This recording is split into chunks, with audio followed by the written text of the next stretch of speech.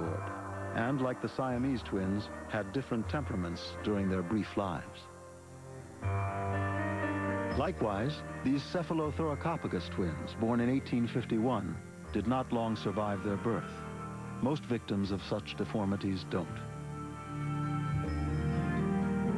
Abnormal growths, like this one where the brain grew outside the skull, show the myriad of forms that birth defects might take.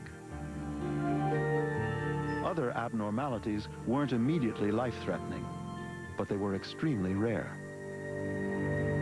This human colon weighs 47 pounds. It's a form of Hirschsprung's disease, a problem with the nerve supply to the colon's muscle walls.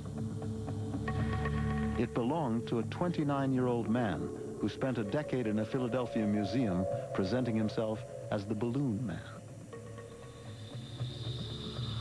He was 5.5 feet tall, but his colon exceeds 7 feet. It may not be surprising that just before his death, he consulted a doctor complaining of constipation.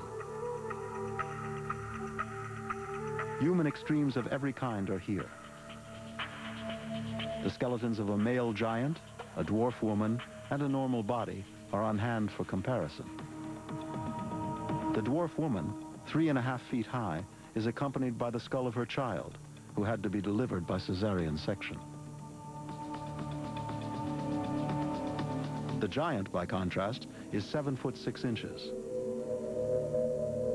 It's an example of what growth hormones can do when the endocrine system malfunctions.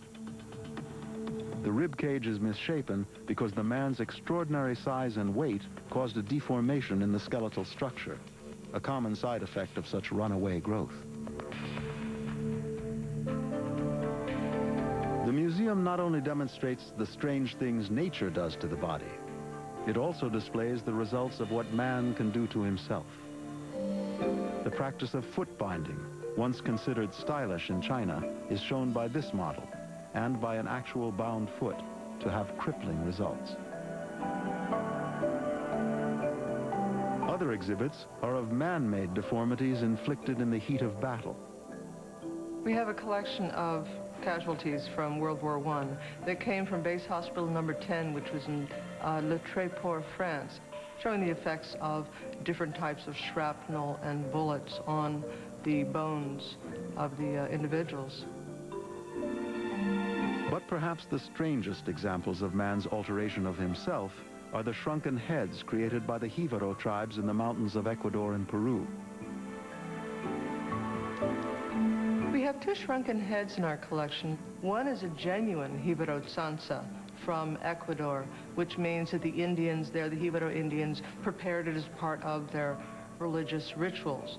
The other one is one that we suspect is made for the tourist trade. It's a true shrunken head, but the attempt to make it look in proportion by cutting the hair, by leaving the hair on the face, this is not typical of the way the Jivaros prepare their skulls.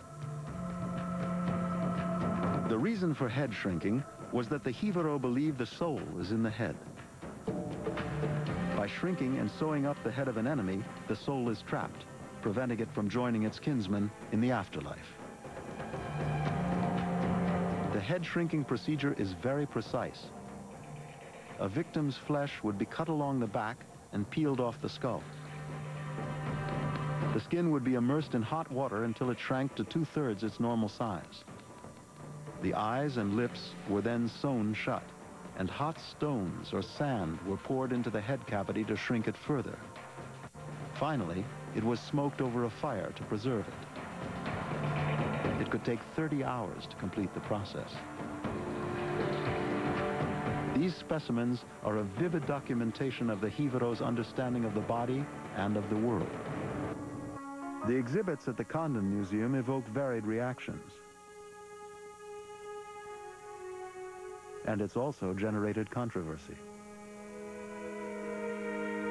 Displays like these cross-sections, preserved in clear acrylic, allow medical students on field trips to examine the intricacies of the brain structure in an almost living condition. Here, a human nervous system has been painstakingly teased out of a body so it can be studied in isolation.